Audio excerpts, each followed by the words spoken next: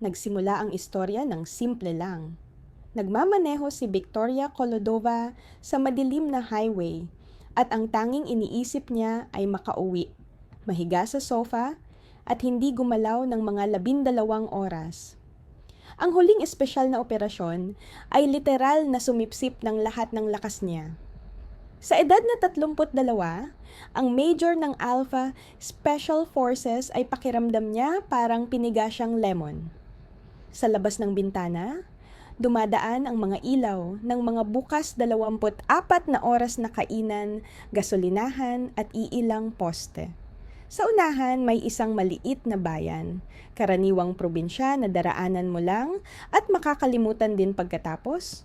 Nagpalit siya ng gear at tumingin sa oras sa dashboard. 1:00 pasado ng gabi. 1 oras na lang at nasa bahay na siya. Mainit na shower, tsaa, kama. Diyos ko, gusto ko nang matulog, bulong niya sa sarili. Biglang kumislap ang asul na ilaw sa malayo. Isang pulis na humarang sa kalsada gamit ang baton.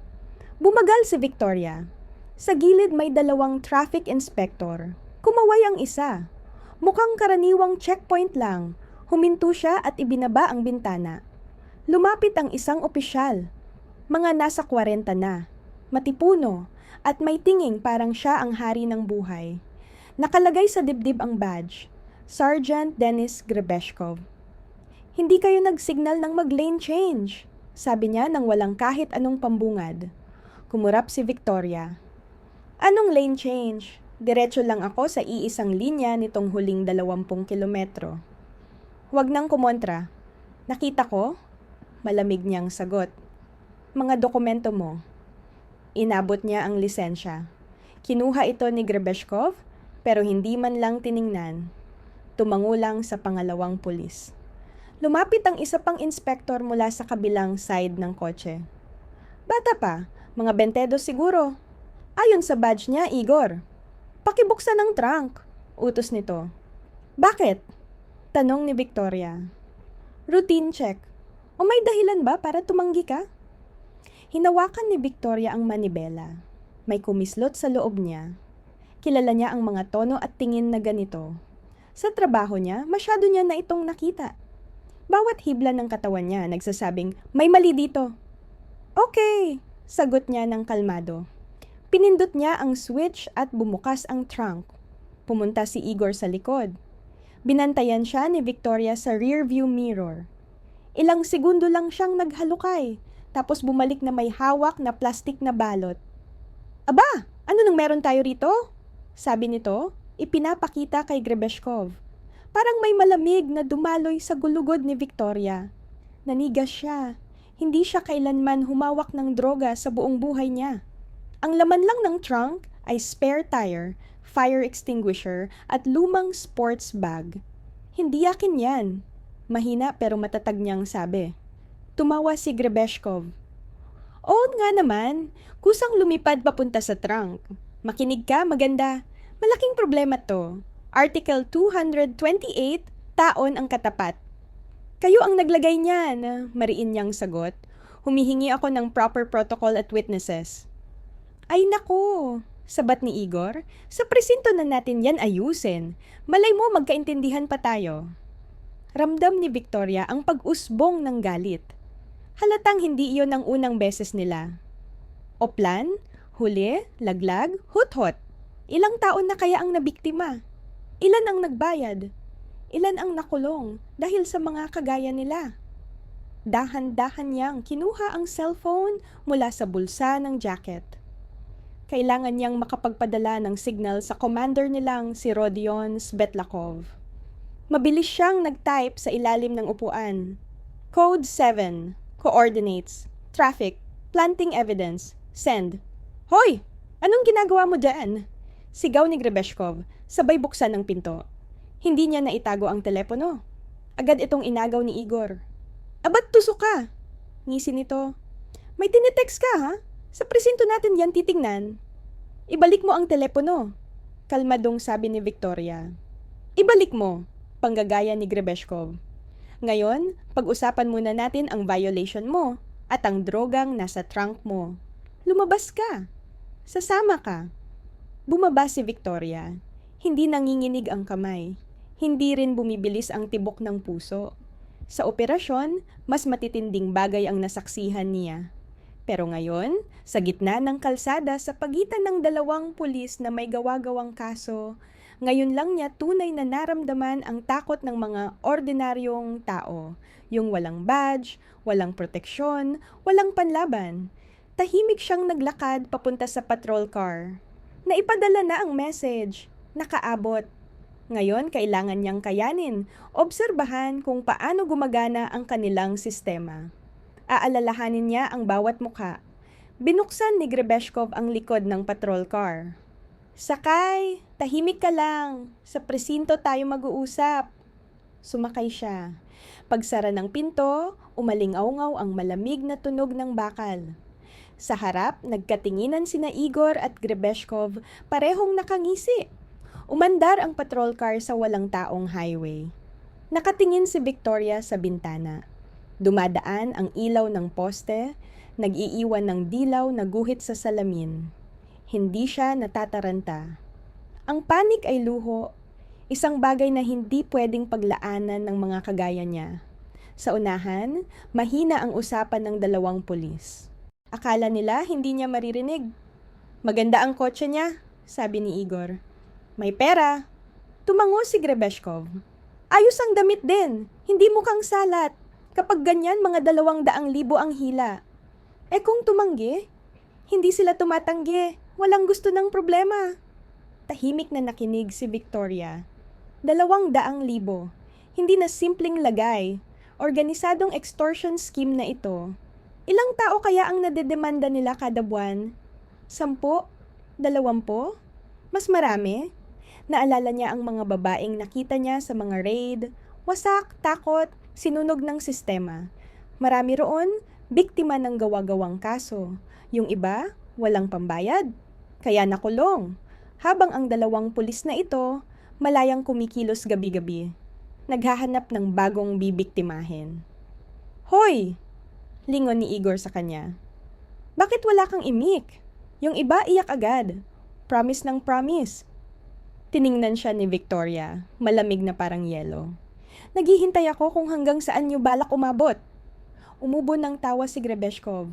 Aba, may tapang. Huwag kang mag-alala. Pag nakausap ka ni Oleg Viktorovich, luluhod ka rin. Oleg Viktorovich, na pangalanan ang utak ng operasyon. Sino si Oleg Viktorovich? Diretso niyang tanong. Makikilala mo rin, sagot ni Igor, nakangisi. Senior lieutenant namin, matibay yon. Pag kinausap ka na niya, gugustuhin mong bayaran at kalimutan ang gabing to. Tumango si Victoria. Senior Lieutenant Oleg. Hindi sinabi ang apelyido, pero malalaman niya pagdating. Lumiko ang patrol car sa makikitid na eskinita. Ang mga bahay walang ilaw, parang bulag. Iilan lang ang poste. Basag ang kalsada, puno ng mga lublob at anino. Pagkaraan ng 10 minuto, huminto sila sa harap ng District Police Station. 2 palapag, kupas ang kulay abong pintura, at ang watawat sa bubong ay halos hindi na gumagalaw, marumi at gusot. Dito na tayo, sabi ni Grebeshkov habang pinapatay ang makina. Bumaba si Igor at binuksan ang likod. Lumabas si Victoria. Mabigat ang hangin, basa, amoy basura at asim. Tiningnan niya ang paligid. Isang entrada lang. May mga bakal sa bintana. Ang CCTV, luma malamang kalahati hindi gumagana. Tara! Turo ni Igor, tinulak pa siya ng bahagya. Naglakad si Victoria papasok. Si Grebeshkov sa unahan, si Igor sa likod. Pagpasok nila sa loob, iisang bumbilya lang ang nakailaw sa hallway. Ang iba matagal nang patay. Mabaho ang amoy. Lumang amoy ng pawis, amag, at mumurahing sigarilyo. Sa dingding, may mga lumang poster tungkol sa anti-drugs campaign. Nakakatawa. Sa totoo lang, kung iisipin. Sa front desk, may batang sergeant nakaupo at naglalaro sa cellphone. Hindi man lang tumingin nang pumasok sila. May isa na naman? Tanong nito. Wala man lang emosyon. Sagot ni Grebeshkov. Gawa mo na ng papers. May dala raw na droga. Napabuntong hininga ang sergeant at nagsulat sa forms. Nakatayo si Victoria sa gitna ng room at pinanood sila. Para sa kanila, ordinaryong gabi lang ito. Hindi special, hindi bago. Magdadala sila ng biktima, tatakutin, kukunan ng pera, pakakawalan. Kung ayaw magbayad, kulong. Si Oleg Viktorovich nandyan? Tanong ni Grebeshkov. Sa opisina niya, sagot ng sergeant. Pag may dinala kayo, diretsyo niyo sa kanya. Ngumisi si Grebeshkov. Ayos! Tara, maganda! Ipakikilala ka namin sa taong may hawak ng kapalaran mo. Tahimik na sumunod si Victoria habang tinutulak siya papunta sa madilim na koridor. Sa loob, kumukulo ang lahat sa dibdib niya, pero nanatiling kalmado ang mukha. Isa-isa niyang iniimbak sa isip ang bawat pinto, bawat liko, bawat mukha. Kung ayon sa plano at sumalakay ang grupo ni Svetlakov dito, kailangan niyang kabisaduhin ang buong layout. Kung sumalakay. Kung nakarating talaga ang mensahe. Tama na! Utos niya sa sarili. Nakarating iyon. Siguradong nakarating. Si Rodion ay hindi kailanman nagpapabaya sa tao niya. Natanggap niya ang message, papunta na siya. Kailangan lang niyang magtagal. Huminto sila sa isang pinto na may nami-plate. Kumalabog si Senior Lieutenant Misyura nang kumatok si Grebeshkov. Pasok! Sabi ng boses mula sa loob. Binuksan ang pinto. Maliit ang opisina pero halatang pilit ipinapakitang marangya. Malaking mesa, leather na upuan, mga diploma sa dingding. Sa likod ng mesa, nakaupo ang isang lalaking nasa 40. Malaki ang pangangatawan. Mamantika ang mukha. At may maliliit na matang parang laging may hinuhusgahan. Tiningnan niya si Victoria na parang ina-appraise ang isang produkto. Aba! Sabi niya habang isinandal ang likod sa upuan. Ano bang meron dito? Na-stop po sa highway, Comrade Senior Lieutenant, ulat ni Grebeshkov. May nakitang droga, mga 200 gramo sa tantiya. Tumango si Misyura, hindi inaalis ang tingin kay Victoria. Article 228, Part 2, Large-Scale Possession, 3 hanggang 10 taon, maganda. Tahimik lang si Victoria, nakatitig ng diretsyo sa kanya. Ah, tahimik pala, ngisi ni Misyura. Don't worry, mapapakwento rin kita. Tangay yan sa cell, dagdag niya. Paupuin niyo muna, bukas tayo mag-uusap. Hinatak siya ni Grebeshkov sa braso at dinala sa hallway. Bumaba sila sa first floor, lumiko papunta sa hanay ng mga selda, binuksan ang rehas, at itinulak siya papasok. Magpahinga ka, maganda, sabi ni Grebeshkov. Bukas, mas cooperative ka na. Sumara ang pinto na may malakas na bakal na tunog. Tiningnan ni Victoria ang paligid. Ang selda, mga 3 metro siguro ang laki. Beton ang dingding. May bakal na kama, isang butas sa sulok na nagsisilbing inidoro, at isang mahinang bombilyang halos hindi naglalabas ng liwanag. Sa sulok, may 2 babae. Ang isa, bata, nasa 22 siguro, at umiiyak habang nakayakap sa tuhod. Ang isa, mas matanda, nasa 45. Tulala, nakatitig lang sa dingding na parang wala nang natitirang pag-asa. Hi! Bulong ni Victoria. Tumingala ang batang umiiyak. Namamaga ang muka, mapula ang mga mata. Ikaw rin? Tanong nito ng halos pabulong. Oo, sagot ni Victoria. Tinaniman din ako ng droga. Tumango ang dalaga. Kami rin. Lagi nilang ginagawa yon. Hihinto ka lang sa daan, may ibubulsa na sila sa kotse mo, tapos dito ka na. Pagkatapos pera ang hihingin. Umupo si Victoria sa kama. Magkano ang hinihingi nila sa'yo? Sa akin, 150,000, sagot ng dalaga. 3 araw na ako rito. Nangungutang ang mama ko. At siya? Tanong ni Victoria, tumuturo sa matandang babae. Hindi nagbabayad, sagot ng dalaga. 1 linggo na siya rito. Bukas ang hearing niya. Alam na niyang makukulong siya. Hindi na nga siya halos magsalita. Tinitigan ni Victoria ang babaeng iyon. Wasak, ubos, at parang wala nang natitirang sarili. Ilan na kaya ang dumaan dito? Ilan ang napilitang magbayad? Ilan ang hindi nagawa at ngayon bulok sa mga kolonya? Gaano kadalas nila ito ginagawa? Tanong ni Victoria. Punasan ng dalaga ang luha. Palagi. Narinig ko silang nag-uusap minsan. Sabi nila, linggo-linggo may nadadala tayo, yung may pera pinapalabas, yung wala diretso sa korte.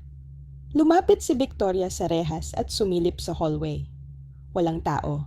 Sa pinakadulo, natutulog ang desk officer, nakatungo sa mesa. Anong pangalan mo? Tanong niya sa dalaga. Lena. Hawakan mo pa, Lena. Malapit na matapos to. Tumingin si Lena sa kanya, halatang may halong duda. Parang alam mo ang hindi namin alam. Bumalik si Victoria sa kama. Naniniwala lang ako na may hustisya pa rin. Mapait ang ngiti ni Lena. Dito? Wala dito ang hustisya. Dito pera at kapangyarihan lang. Narinig nila ang mga yabag at boses mula sa labas. Kilala agad ni Victoria ang boses ni Grebeshkov. Oleg Viktorovich, ayaw makipag-usap nitong isa. Okay lang, sagot ni Mishura. Bukas, seryosong usapan na. Pag hindi pa rin natuwa, gawin natin katulad nung isa noong nakaraang taon. Yung matigas din ang ulo. Naalala ko, sabi ni Grebeshkov. 3 taon yon. Exactly. Ganun din mangyayari dito. Either magbayad o makulong. Siya ang pipili.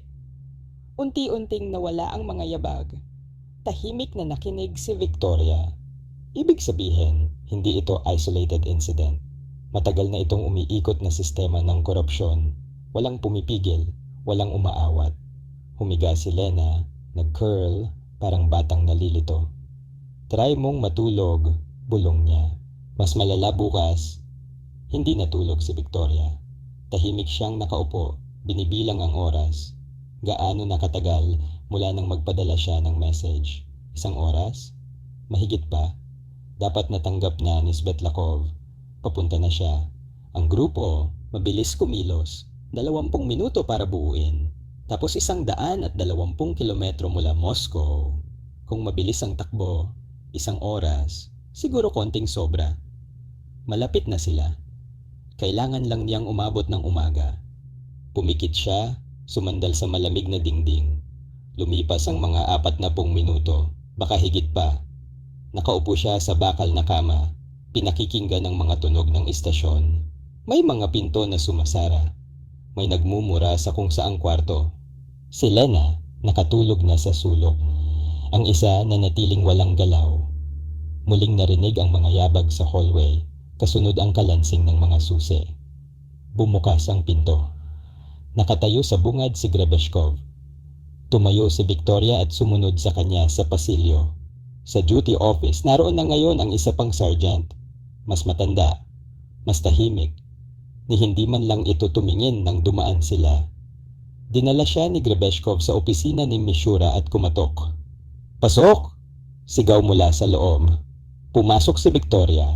Sa loob 2 ang naroon, si Mishura na nakaupo sa mesa at isa pang lalaking payat, nakasalamin, mga 50 siguro ang edad, tila abala itong nagbabasa ng papeles. Magkakilala na kayo, sabi ni Mishura. Ito si Sergei Alexeyevich Vinokurov, investigador. Siya ang hahawak ng kaso mo maliban na lang kung magbago ang isip mo. Itinaas ni Vinokurov ang tingin at tiningnan si Victoria mula sa ibabaw ng salamin. Ang tingin niya, pagod at walang pakialam. Umupo ka, sabi niyang malamig. Umupo si Victoria. Iniharap ni Vinokurov ang folder at binuksan. Holodova Victoria Sergeyevna, 32, rehistrado sa Moscow. Sa trunk ng sasakyan mo, may natagpo ang 215 gramo ng ipinagbabawal na substance. Malaking sukat. Article 228, bahagi 2. 3 hanggang 10 taong pagkakakulong. Monotono ang tono niya. Walang kahit anong emosyon. Para bang isa lang siya sa libo-libong dumadaan sa kamay niya, isang papel sa makapal na bunton. Isiniksik lang yan. Mahinahong sagot ni Victoria. Humihingi ako ng independent na pagsusuri. Ngumisi si Vinokurov. Ang pagsusuri ay sa amin. At ang resulta? Siyempre, kumpirmado ang droga. Susunod ang charge sheet, ang trial at ang hatol. Lahat ayon sa batas. Anong batas? Singit ni Victoria. Ginagawa niyo lang ang kaso. Inalis ni Binukurov ang salamin. Pinunasan gamit ang panyo. 29 na taon na ako sa sistema. Libo-libo na ang katulad mo. Lahat inosente, lahat pinaglagyan. Pero ang mga pagsusuri, lagi naming natitira. At ang korte, lagi ring may hatol. Tumawa si Mishura. Kita mo? Kahit ang investigador, hindi naniniwala sa'yo. Tigilan mo ang pagiging matigas. Magbayad ka at makakaalis ka. Napakuyom ng kamao ni Victoria sa ilalim ng mesa. Gusto na niyang tumayo at pabagsakin ang aroganting manyak na ito. Pero hindi pa ngayon. Kailangan pa niya ng impormasyon. Kung magbabayad ako, anong garantiya na hindi kayo babalik? Tanong niya. Tumayo si Mishura at lumapit, masyadong malapit. Naamoy ni Victoria ang pinaghalong pawis at mumurahing cologne. Ako ang garantiya, bulong niya. Magbabayad ka, tapos na tayo. Isasara namin ang kaso, sisirain ang protokol, uuwi ka. Lahat malilimutan. Ipinatong niya ang kamay sa balikat ni Victoria. Humigpit ang mga daliri sa tela ng jacket niya. Nanigas si Victoria. Bawat hibla ng kalamnan niya sumisigaw. Tanggalin ang kamay. Baliin ang pulso. Ihulog sa sahig. Pero tiniis niya. Alisin niyo ang kamay niyo, sabi niya ng diretsyo. Tumawa si Mishura. Ang yabang mo pala, ano bang ipinagmamalaki mo? Wala ka ngayon, isang kriminal. Pwede kong gawin sa'yo kahit ano. Dumausdos ang kamay niya pababa. Mabilis na umatras si Victoria at tumayo. Huwag niyo akong hawakan. Lumapit si Mishura. Si Binukurov? Tuloy lang sa pagsusulat parang walang naririnig. Anong gagawin mo? Magrereklamo? Kanino? Kami ang batas dito. Wala kang kakampi. Wala ang phone mo. Malayo ang pamilya at kaibigan mo. Mag-isa ka. Isa pang hakbang. Umurong si Victoria hanggang tumama ang likod niya sa dingding. Alam mo, may mas magandang alok, sabi ni Mishura. Nakangisi. Pasayahin mo kami at palalayain kitang walang bayad. Tumaas ang tingin ni Binukurov at napangisi. Oleg Viktorovich, henyo ka talaga. Tumingin si Victoria ng diretso sa mata ni Mishura. Sa loob niya parang umuulan ng kidlat. Kaya niyang patulugin ito sa loob ng 3 segundo, 2 pa silang kasama. Pero mauudlot ang lahat. Mananatili ang cycle. Patuloy silang manlalamang at mananakit. Huling beses ko na itong sasabihin. Mahinahong sabi niya. Alisin na niyo ang kamay niyo. Tumawa lang si Mishura at sinubukang hawakan ang pulso niya. At biglang may malakas na boses sa labas. Mishura! Nasaan ka? Nainis si Mishura at lumingon. Buisit! Kapitan! Bumalik ka sa selda! Mamaya natin ituloy! Tinulak niya si Victoria papunta sa pinto. Hinila siya ni Grebeshkov at ibinalik sa koridor. Habang naglalakad sila, narinig niya ang sigaw sa likod. Normal lang, kasama. Isa pang adik, inaayos namin. Isinubsob siya ni Grebeshkov sa selda. Sumara ang pinto. Napasandal si Victoria sa malamig na pader at pumikit. Nanginginig ang mga kamay niya, hindi sa takot, kundi sa pagpipigil. Hinayaan niyang umabot sa ganito para makakuha ng impormasyon. At ngayon, sigurado na siya. Hindi lang sila kurakot. Handa silang gawin ang kahit ano, pananakot, pangingikil, pati pang-aabuso. Lahat para sa pera at kapangyarihan. Tumingin si Lina sa kanya. Ginawa rin nila sa akin yan. Bulong nito. Si Mishura pareho ang sinabi. Magbabayad ka o... Ayoko na. Kaya nagbayad ako? Umupo si Victoria sa tabi niya. Ilan pa ang gaya natin? Tanong niya. Pinahid ni Lina ang luha. Hindi ko alam, marami. Bawat linggo may bagong dinadala. Yung may pera nakakalaya. Yung wala, kinukulong. Yung iba, tinatrato ng mas masama. Lumipas ang 1 oras. Tahimik na nakaupo si Victoria, nakatitig sa dilim. Si Lena, tulog na, nakabaluktot. Yung isa pang babae, hindi pa rin gumagalaw. Muling may yabag sa pasilyo. Umikot ang susi. Bumukas ang pinto. Si Grebeshkov. Tayo! Gusto ka ulit kausapin ng senior lieutenant. Tumayo si Victoria at sumunod. Dinala siya sa opisina ni Mishura. Kumatok. Pasok! Pumasok si Victoria. Si Mishura ngayon ay mag-isa. May bote ng whiskey sa harap niya, may baso, at halatang lasing. Mapula ang muka, kumikislap ang mata. Oh, bumalik ang maganda! Lasing na sabi niya. Ano? Nagbago isip mo? Magbabayad ka na? Hindi, sagot ni Victoria. Tumayo si Mishura at muling lumapit, mas malapit kaysa kanina. Naamoy ni Victoria ang amoy alak. Nakakapagod ka, sobra kang mayabang, kailangan kang ilagay sa lugar. Sinubukan niyang hawakan ng baywang ni Victoria. Mabilis itong umatras. Huwag niyo akong hawakan, tumawa si Mishura. Anong gagawin mo? Sisigaw? Bumukas ang pinto. Pumasok ang isa pang pulis, bata pa mga 28. Chief, baka gusto niyong ipakita sa kanya yung special cell, sabi nito, nakangisi. Tiningnan ni Mishura si Victoria na parang sinusukat. Hindi pa, bago yan, magsasaya muna tayo. Lumapit siya at sinubukang hawakan muli ang braso ni Victoria. At doon siya naputol. Sumipa ang reflexes ni Victoria. Hindi niya na napigilan. Hinawakan niya ang pulso nito, ibinaliktad ang braso, at pinuwersa sa isang masakit na lock. Napahiyaw si Mishura at napaluhod. Hindi tumigil si Victoria. Tinulak niya ito ng malakas paloob sa pader. Nabangga siya sa ulo at bumagsak sa sahig. Ang batang pulis agad sumugod sa kanya. Umiwas si Victoria at mabilis na inatake ito gamit ang siko, tinamaan sa sikmura. Napayuko ang lalaki, hindi makahinga. Sinundan pa niya ito ng isang malakas na hampas gamit ang tuhod at tuluyan itong bumagsak. Biglang sumulpot sa pintuan si Grebeshkov at agad humawak sa baton sa kanyang sinturon. Pero mas mabilis si Victoria. Tinarget niya ang tuhod nito, kaya napasigaw ang lalaki at napadapa. Hinawakan niya ang ulo nito at ibinangga sa gilid ng mesa, sapat para mawalan ito ng malay. 15 segundo lang ang lumipas. 3 nang nakahandusay. Tumayo si Victoria at ibinuga ang hangin ng mahinahon. Pantay ang paghinga, steady ang pulso, parang nasa ensayo lang. Nakasandal sa pader si Mishura, hawak ang ulo, nakatitig sa kanya na parang nakakita ng multo.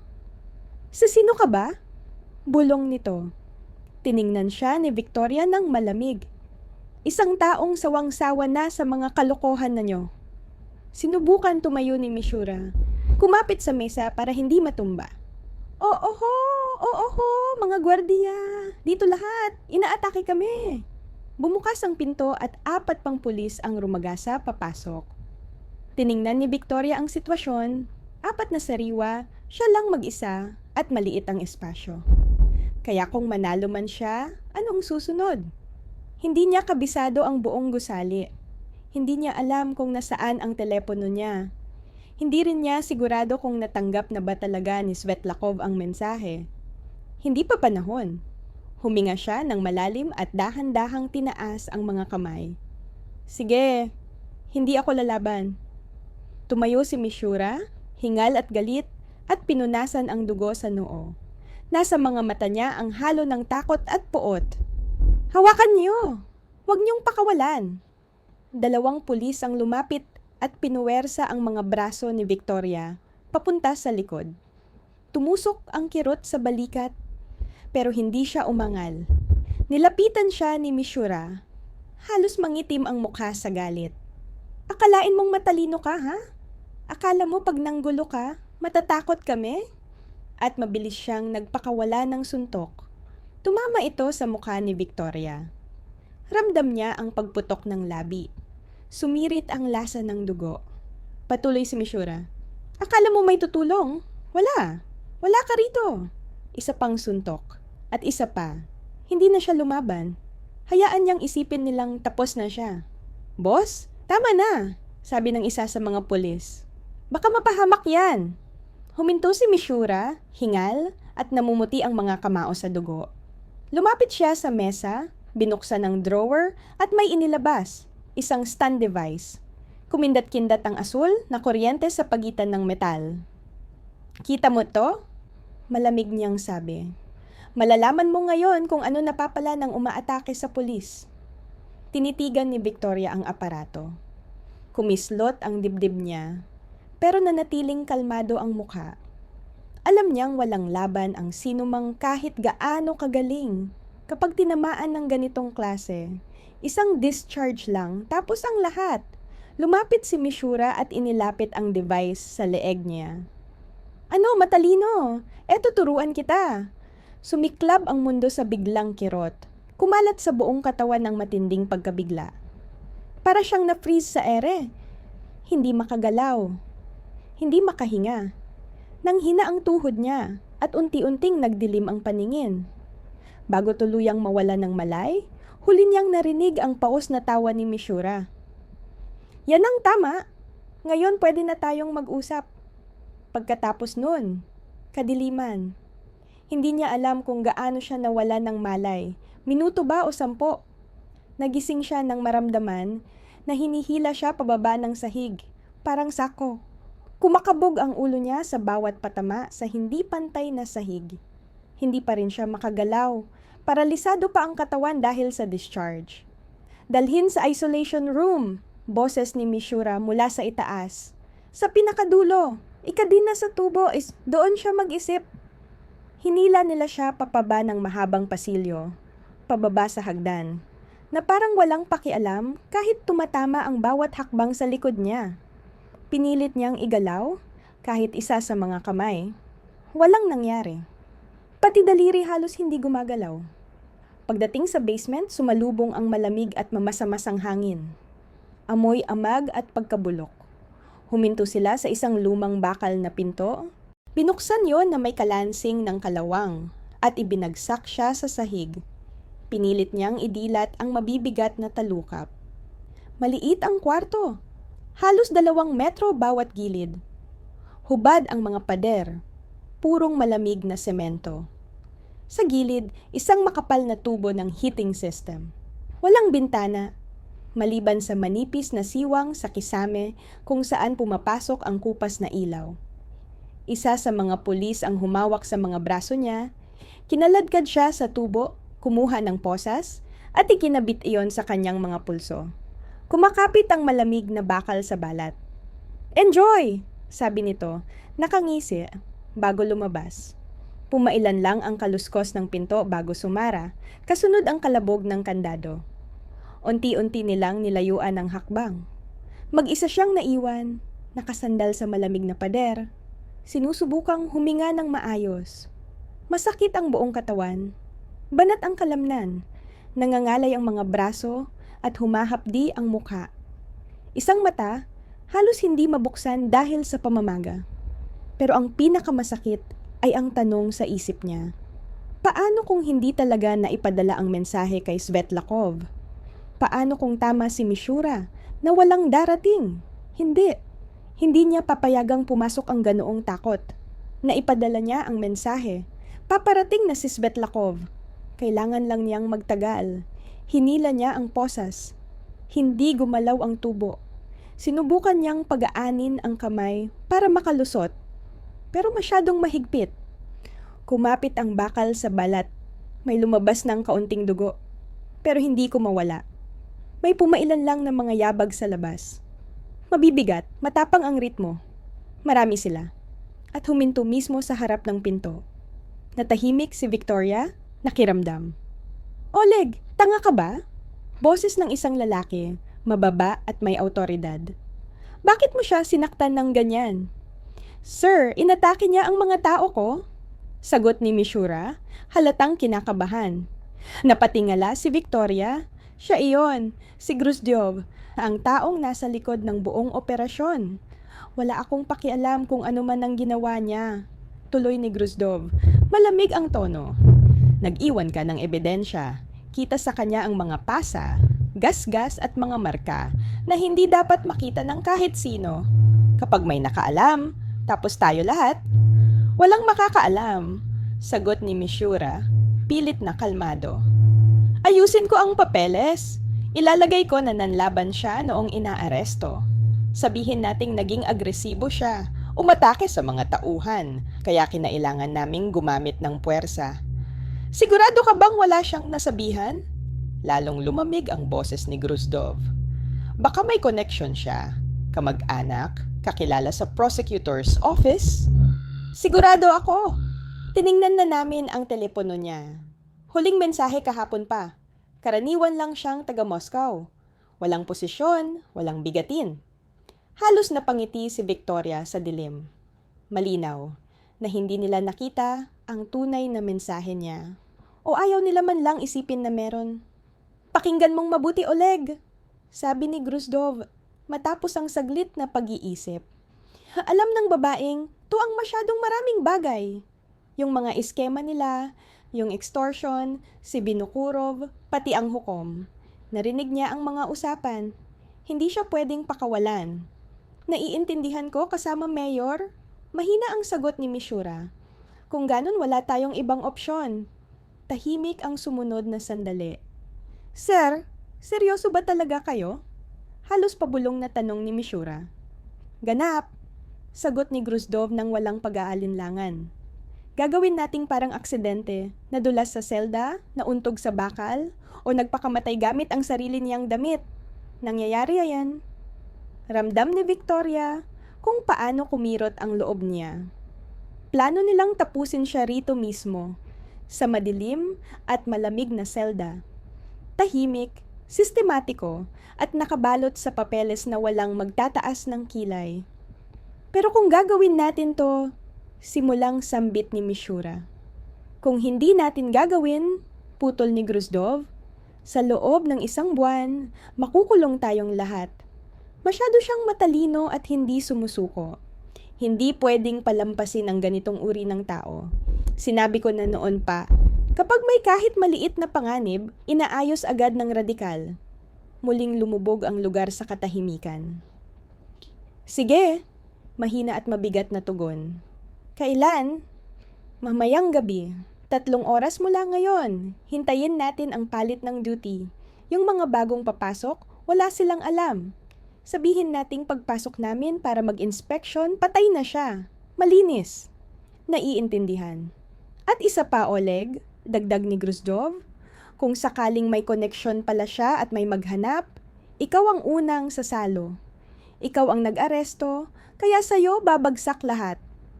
Naiintindihan kasama mayor. Lumayo ang kanilang mga hakbang at unti-unting naglaho sa pasilyo. Nanatili si Victoria sa kadiliman. Nanginginig ang mga kamay niya, hindi dahil sa takot, kundi dahil sa gigil. Hindi lang sila basta mga tiwali, mga taong handang umabot sa sukdulan para iligtas ang sarili. Ilang buhay na kaya ang nawala sa kanila? Ilang beses na ba nilang ginawa itong kunwari aksidente o pagpapakamatay? Hinila niya muli ang posas. Buong lakas. Kumapit ang metal sa balat niya. Ramdam niya ang hapdi habang napipiga ang paligid ng pulso. Gumalaw ng kaunti ang tubo, pero hindi ito bumigay. Sinubukan niyang muli. Sumakit ang mga braso niya at dumaloy ang dugo sa mga daliri, tumutulo papunta sa malamig na sahig. Pero nanatili pa rin ang tubo. Napahinga ng malalim si Victoria at isinandal ang sarili sa pader. Pinikit niya ang mga mata. Mabigat ang paghinga. Tumitibok ng mabilis ang puso. Samantala, 80 kilometro mula sa Svetlogorsk, sa Moscow, nakaupo si Lieutenant Colonel Rodion Svetlakov sa kanyang opisina. Binabalikan ang mga ulat mula sa huling operasyon. Sa labas ng bintana, kumikislap ang ilaw ng lungsod sa gabi. Pagod na pagod siya. 3 araw halos walang tulog. Kape at konsentrasyon na lang ang bumubuhay sa kanya. Gusto na niyang umuwi, makita ang asawa at mga anak. Biglang bumulaga ang pag-vibrate ng telepono sa mesa. Tiningnan niya ito nang walang iniisip at napahinto. Code 7. Mga koordinata, DPS may planting ng ebidensya. Sender, Kolodova. Ang Code 7 ay nangangahulugang agarang tulong. Nasa panganib ang buhay. Kailangan ng mabilis na extraction. Tumayo si Svetlakov nang biglaan, halos natumba ang upuan. Lumabas siya sa pasilyo. Lahat, assemble! Ngayon na, may problema si Kolodova. Mabilis niyang sabi. Pagkalipas ng 2 minuto, nasa armory na ang 8 miyembro ng kanyang unit. Mga pinakamahusay na tauhan ng Alpha. Nagsusuot na sila ng body armor, nag-i-inspeksyon ng armas, at naghahanda. Ano pong nangyari kasama Lieutenant Colonel? Tanong ni Senior Lieutenant Kirill Gromov. Nagpadala si Kolodova ng Code 7. Coordinates, 120 kilometro mula rito. DPS, may planting ng droga. Walang ibang detalye. Grabe naman yon. Mahina ngunit masama ang tono ni Gromov. May sumubok sa isang opisyal ng Alpha. Isinuot ni Svetlakov ang body armor, kinuha ang rifle, at sinuri ang chamber. Hindi natin alam ang sitwasyon. Baka simpleng pangingikil, baka mas malala pa. Kaya maging handa kayo sa lahat ng posibleng senaryo. 3 sasakyan tayo. Gromov, sasama ka sa akin. Saikev, sa'yo ang pangalawang team. Yung pangatlo, reserve. Gamit natin ang live ammo, pero walang paputok hanggat hindi ko inuutos. Pulisya pa rin yan, kahit patiwali.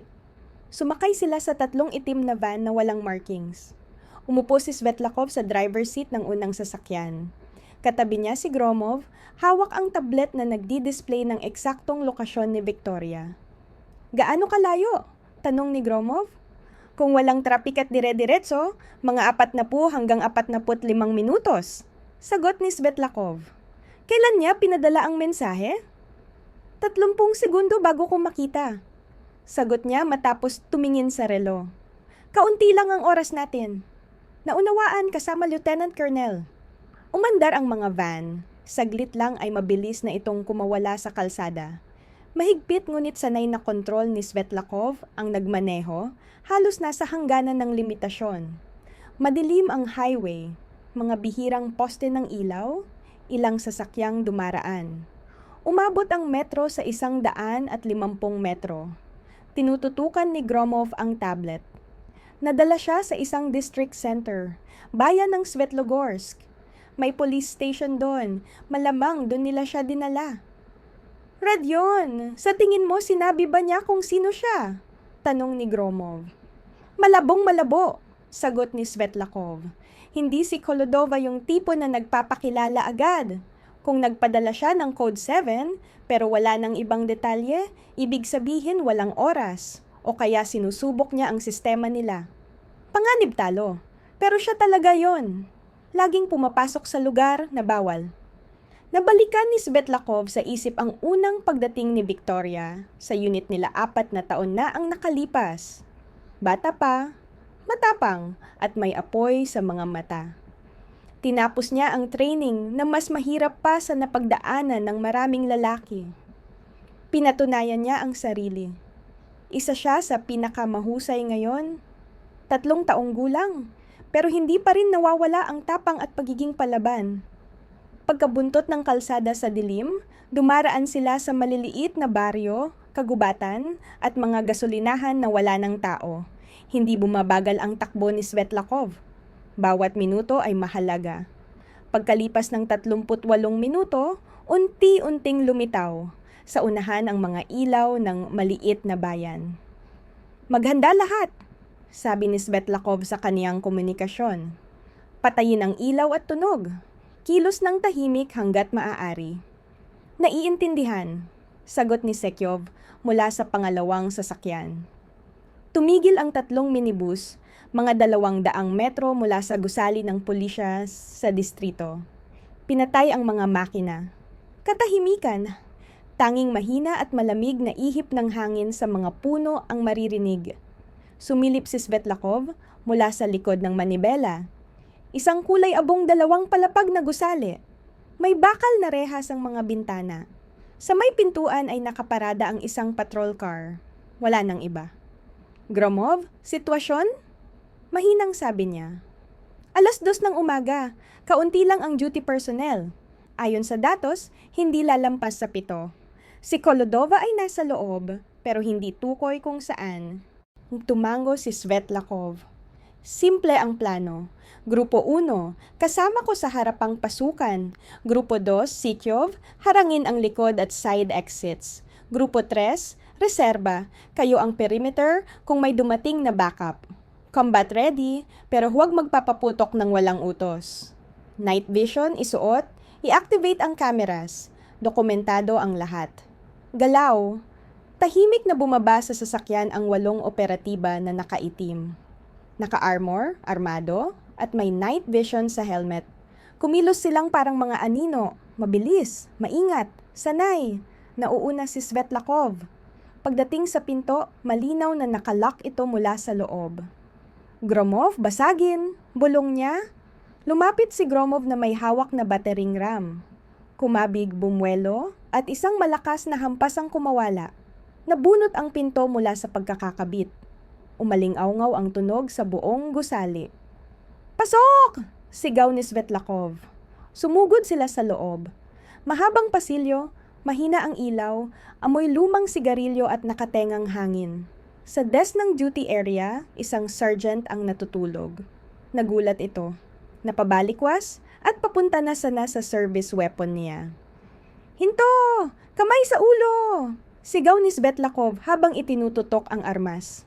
Napaluhod ang sergeant, huminto, at dahan-dahang dumapa. "Bilis!" utos ni Svetlakov.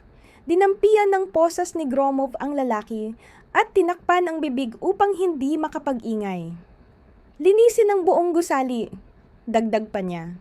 Nagpatuloy sila sa pasilyo. Biglang lumabas ang isang pulis mula sa opisina. Nakabukas ang uniforme, halatang gulat at natataranta. "Sa sahig! Kamay sa ulo!" utos ni Gromov. Walang nagawa ang lalaki at mabilis na sumunod. Ilang segundo pa, may isa na namang nakaposas. Binuksan ni Svetlakov ang pinto ng duty office. 3 ang naroon. Isang lalaki ang instinctively na kumilos para abutin ang baril niya. Nagpaputok si Svetlakov ng maikling burst pataas. Nalaglag ang pira-pirasong plaster. "Ang susunod sa inyo, humiga lahat." Sumunod ang 3 agad, walang pagtutol. Mabilis silang tinali ni Gromov gamit ang plastic restraints. "Nasaan si Major Kolodova?" tanong ni Svetlakov. Marahas na idinidiin ang botas sa likuran ng isa. "Yung babaeng dinala niyo kanina, nasaan siya?" Tahimik ang pulis hingal. "Hindi ko ulitin. Sa detention," bulong nito sa wakas. "Sa basement? Ipakita mo." Tumayo ang pulis, nakaposas pa rin, at dinala sila pababa ng hagdan. Biglang lumitaw mula sa koridor si Mishura. Nakita ang mga operatiba at mabilis na dinukot ang kaniyang service weapon. Ngunit mas mabilis si Gromov. Umikot siya at tinamaan si Mishura ng isang kontroladong hampas gamit ang rifle stock, sapat para mapabagsak ito at mawalan ng malay nang hindi siya nasaktan ng labis. "Talyan!" utos ni Svetlakov. Bumaba sila sa basement. Mababa ang temperatura, amoy pader na basa, may bakal na pintong magkakatabi. "Nasaan siya?" Matigas na tanong ni Svetlakov. Kumalabog ang hininga ng pulis bago itinuro ang huling pinto.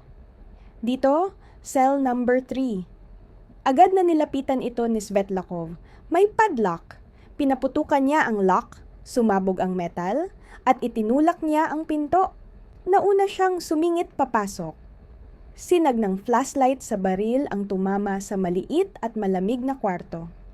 Hubad na sementong dingding, luma at kalawangin na tubo. At doon, nakakadana sa tubo gamit ang posas, nakaupo si Victoria. Namamaga ang ilang bahagi ng mukha. May mga bakas ng matagal na pakikipagbuno at halatang labis na pagod. Pero malinaw at matibay ang tingin ng kaniyang mga mata. Itinaas niya ng bahagya ang ulo at tumingin kay Svetlakov. "Kolodova, buhay ka?" tanong niya. May pag-aalala. Mahina pero matatag ang ngiti ni Victoria. "Mas buhay pa kaysa sa tingin mo, Tovarish Podpolkovnik." Lumapit si Svetlakov, agad kinuha ang susi ng posas mula sa nakuha nilang pulis. Halatang nanginginig ang kamay niya habang binubuksan ang lock. Kumalampag ang bakal ng bumagsak sa sahig. "Medic! Dito agad!" sigaw niya sa comms. Pumasok si Andrei Petrov, ang medic, may daladalang bag. Lumuhod sa tabi ni Victoria, mabilis na sinuri ang kalagayan niya, sinipat ang mga mata gamit ang flashlight, kinapa ang pulso at tiningnan ang leeg. "May mga bakas ng electrical stand sa leeg," sabi niya kalmado. "Namumula ang pulso dahil sa pagkakapusas, maraming pasa sa mukha, may posibilidad din ng mild concussion. Kailangan ng ospital." Sinubukan ni Victoria tumayo, pero nanghina. Nasalo siya ni Svetlakov. "Ayos lang ako," sabi niya ng mariin. "Kailangan nating kumilos agad. Kaunti lang ang oras." Maingat siyang inalalayan ni Svetlakov at pinaupo sa gilid ng metal na kama. Inabot sa kanya ng medic ang tubig at uminom siya ng sabik.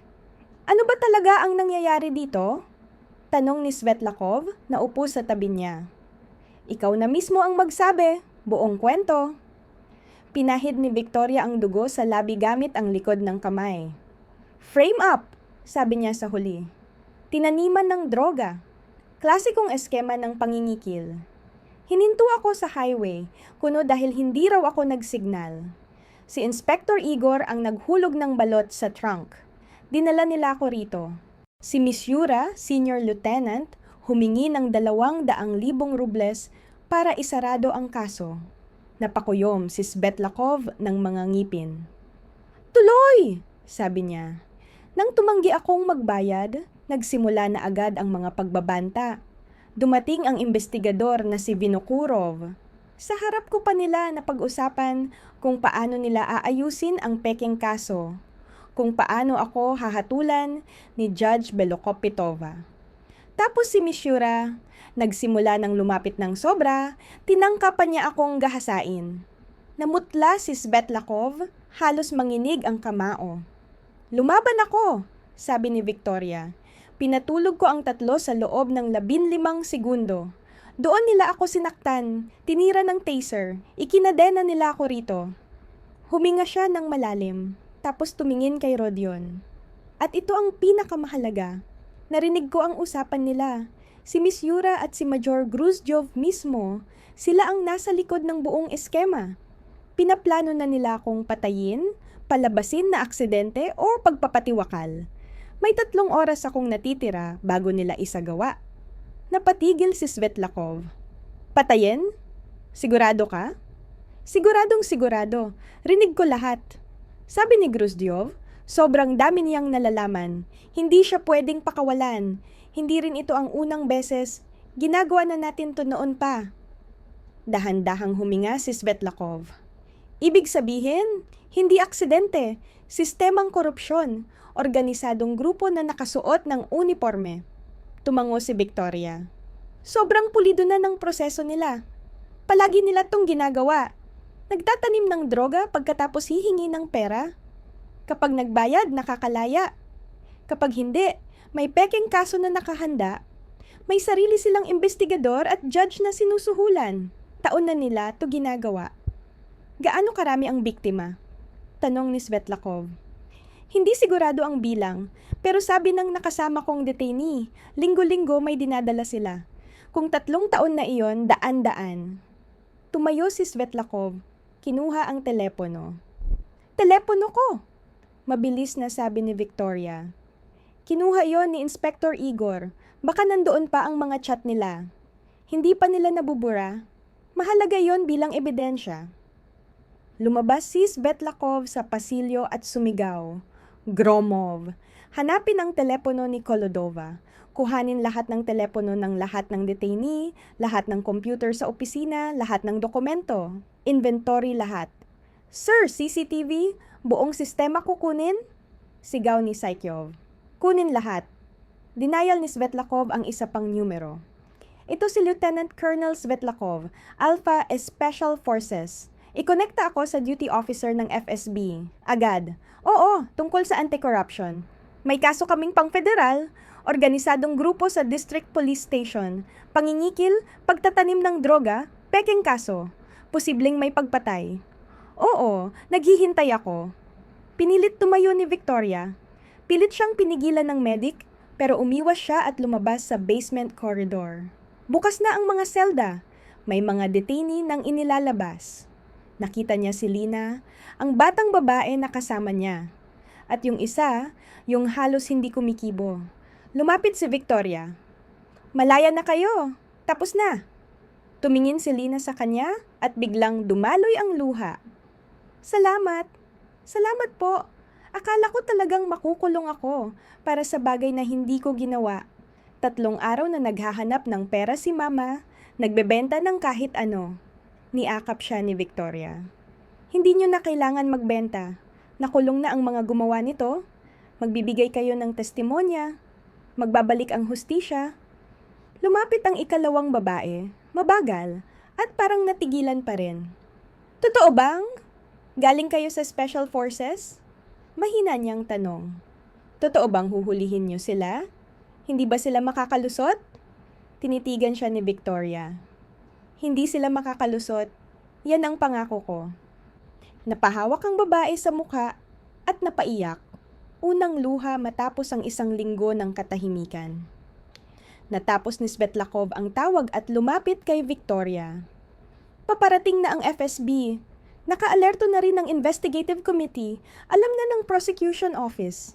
1 oras mula ngayon, puno na ito ng operatives. Maganda. Mahina pero matatag na sagot ni Victoria.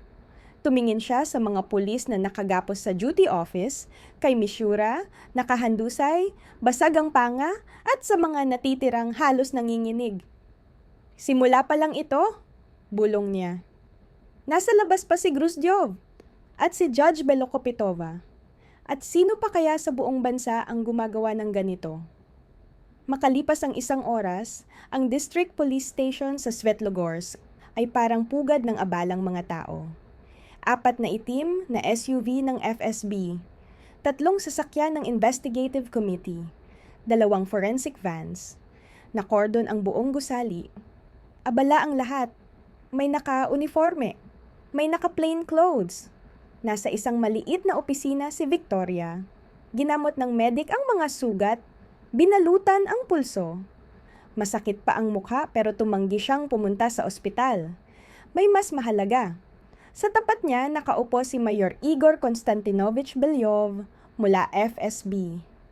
Nire-record ang testimonya, paminsan-minsan nagtatanong. Ipinagtitibay niyo na matagal ng operasyon ito? Ilang taon? Tanong niya. Tinitiyak ko, sagot ni Victoria.